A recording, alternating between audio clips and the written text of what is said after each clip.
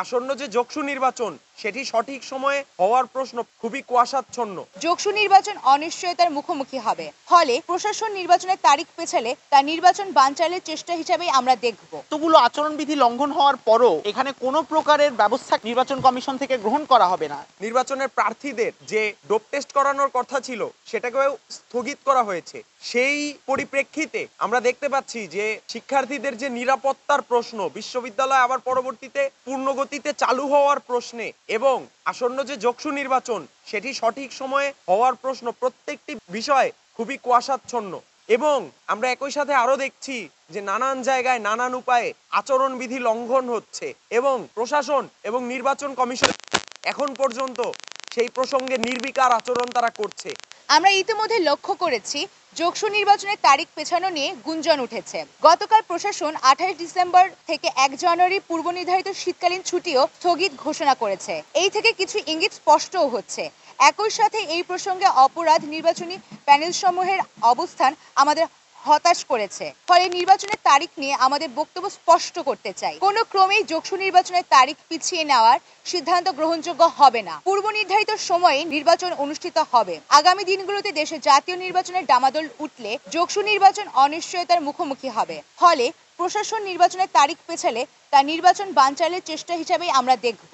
নির্বাচনের তফসিল ঘোষণার পর থেকে নানান প্রার্থী এবং শিক্ষকদের দেখা যাচ্ছে আচরণবিধি ভঙ্গ করতে। এই প্রসঙ্গে এখন পর্যন্ত নির্বাচন কমিশন নির্বিকার আচরণ করছে। এই প্রসঙ্গে আমরা কিছু সুনির্দিষ্ট অভিযোগ সামনে তুলে ধরছি। 1. কনসার্টে অর্থদানের মাধ্যমে আচরণবিধি লঙ্ঘন। গত 23 নভেম্বর জীবনের জন্য কনসার্ট গান শীর্ষক কনসার্টে 20 নভেম্বর নির্বাচন কমিশন কর্তৃক নোটিশের মাধ্যমে পূর্বে নির্দেশনা দেওয়া হয় যে মঞ্চে কোনো প্রার্থী উঠতে পারবে না, কিন্তু আমরা দেখতে পেলাম মঞ্চ ঐক্যবদ্ধ নির্ভীক জবিয়ান প্যানেলের সাধারণ সম্পাদক খাদিজাতুল কোবরা 50,000 টাকা এবং সাহিত্য সাংস্কৃতিক সম্পাদক তাকরিম আহমেদের ছাত্রদলের পক্ষ থেকে 30,000 টাকা অনুদান দেওয়ার ঘোষণা দেন, যা সেই প্রশাসনিক নোটিশের সরাসরি লঙ্ঘন।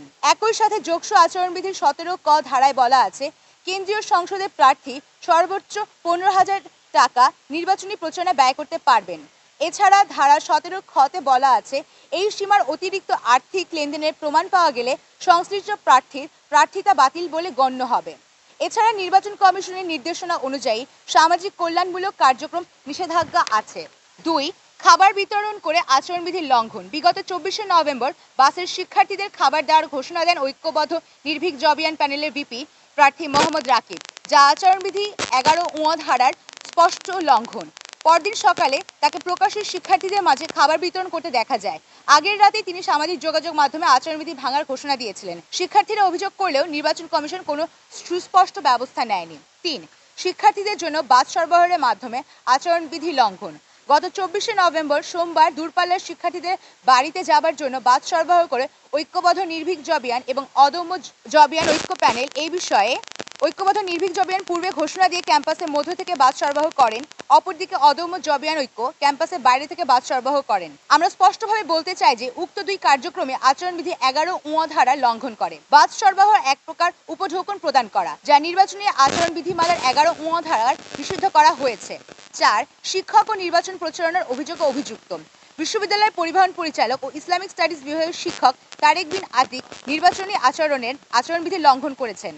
ফেসবুকের এক পোস্টে তিনি লিখেছেন, শিক্ষার্থীদের নিরাপদে বাড়ি পৌঁছাতে গাড়ির জন্য আবেদন করায় উদ্যোগে AKM রাকিব, মোহাম্মদ আরিফুল ইসলাম ও মোহাম্মদ আদনানকে ধন্যবাদ। উল্লেখ্য, এই তিনজনে ঐক্যবদ্ধ নির্ভীক জবিয়ান প্যানেলের প্রার্থী। এই প্রসঙ্গে আমাদের বক্তব্য স্পষ্ট যে উক্ত ঘটনায় নির্বাচন বিধি 6 ধারা, যেখানে শিক্ষক কর্মকর্তাদের নির্বাচনী প্রচারণা থেকে নিষিদ্ধ করা হয়েছে, তার লঙ্ঘন করেছেন। অপরদিকে প্রধান নির্বাচন কমিশনারকে দেখা গেছে স্বতন্ত্র সাধারণ সম্পাদক প্রার্থী উম্মে মাহবুদার ফেসবুক পোস্টে গুরুত্বপূর্ণ একটি বিষয়।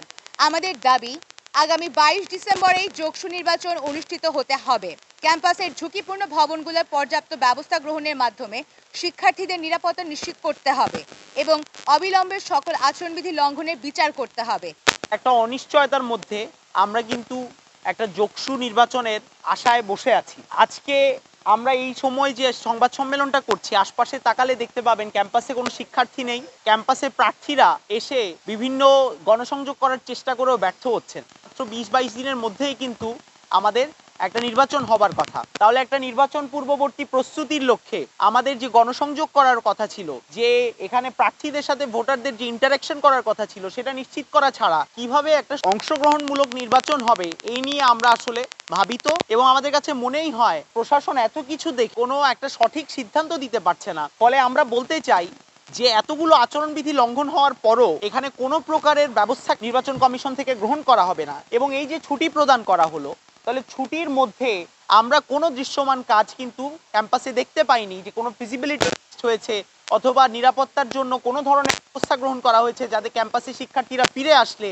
তারা তাদের একাডেমিক কার্যক্রম অসুবিধা ছাড়া, কোনো ধরনের আশঙ্কা ছাড়া যেন তাদের একাডেমিক কার্যক্রম শুরু করতে পারে, এরকম কোনো আয়োজন দেখা যায়নি।